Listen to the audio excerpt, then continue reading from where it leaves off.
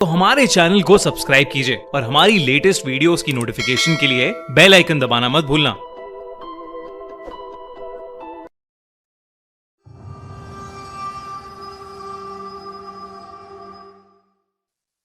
आज की कहानी हमारे सब्सक्राइबर साहिल के साथ हुई एक सच्ची घटना पर बेस्ड है।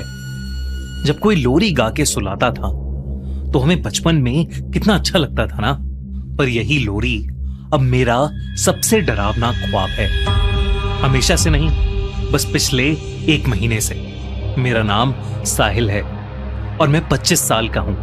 दरअसल पिछले महीने ऑफिस से छुट्टी लेकर मैं और मेरे 3 दोस्त चिराग, अरुण और समय मनाली गए थे। हमारा ऐसे अचानक छुट्टी लेना इत्तेफाक नहीं था। अभी कुछ 3-4 महीने पहले समय के छोटे भाई की मौत उसके स्कूल की ट्रिप पे किसी गाड़ी से टकराने की वजह से हो गई थी और तब से हर पार्टी की जान होने वाला, सबको हंसाने वाला समय सहम गया था। तो उसको और हमें पुराने समय की याद दिलाने की कोशिश में हम निकल पड़े मनाली की ओर। सब कुछ अच्छा जा रहा था।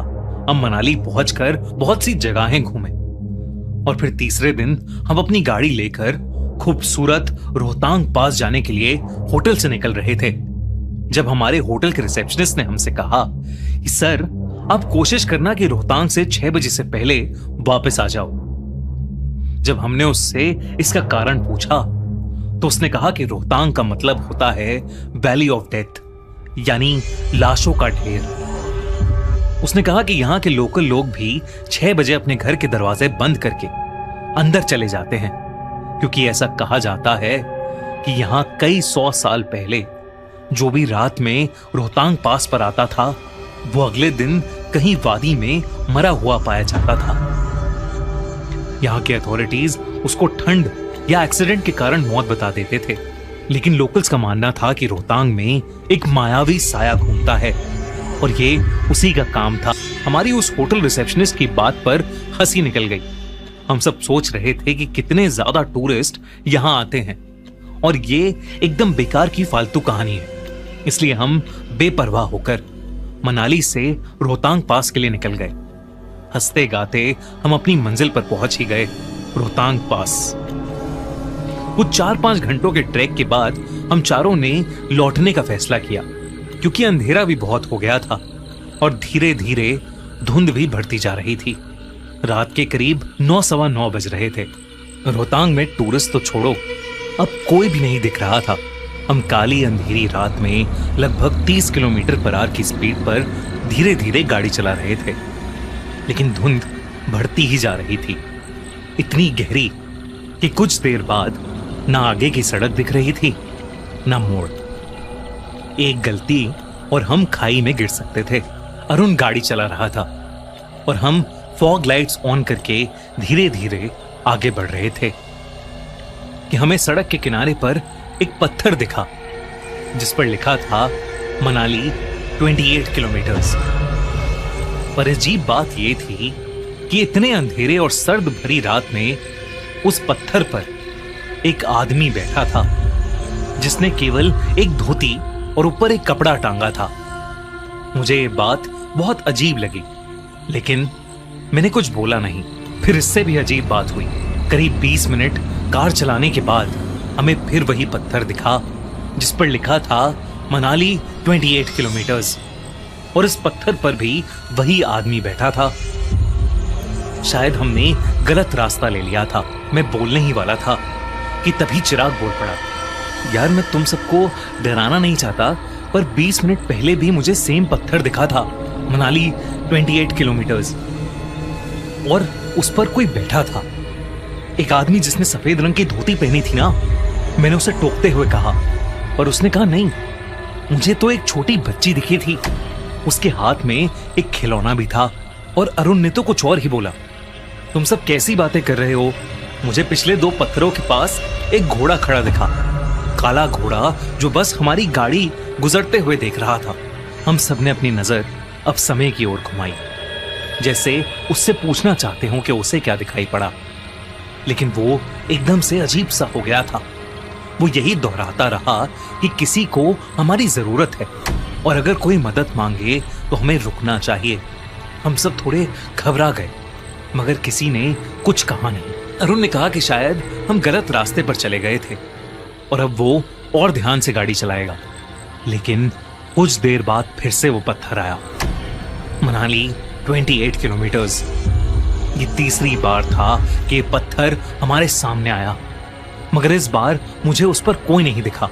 इनफैक्ट किसी को भी इस बार उस पत्थर के आसपास कोई नहीं दिखा। रात के 11 बजने को आए थे। हम एक ऐसी माया में फंस गए थे जिससे हम बाहर नहीं निकल पा रहे थे। और अब हमें उस होटल के रिसेप्शनिस्ट की बात याद आ रही थी। तभी अरुण ने गाड़ी चलाते चलाते बोला, सुनो दोस्तों, बाहर मत देखना, पर कोई हमारे साथ साथ चल रहा है, बस सामने देखते रहो। अरुण की इस बात को सुनकर हम सबके रोंगटे खड़े हो गए थे, क्योंकि हमारे आसपास कोई गाड़ी नहीं थी, लेकिन एक साया था। एक 15 साल का लड़का हमारी गाड़ी जो अब 40 किलोमीटर पर आवर की स्पीड पर चल रही थी उसके साथ साथ बड़े आराम से चल रहा था। वो भाग नहीं रहा था, बस चल रहा था। उसके कपड़े मिट्टी से सने थे और उसके चेहरे पर कई सारी चोटें लगी हुई थीं। हम सब उसे देखकर बहुत डर गए थे।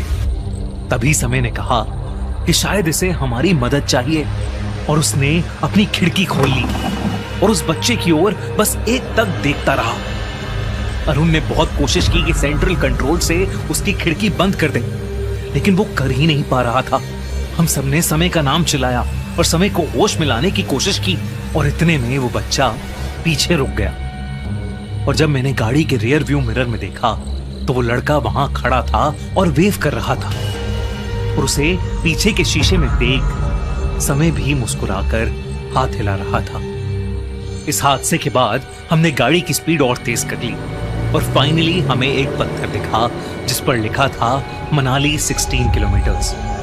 हमने चैन की सांस भरी और अरुण ने बस 2 बजने से कुछ मिनट पहले हमें होटल पहुंचा दिया।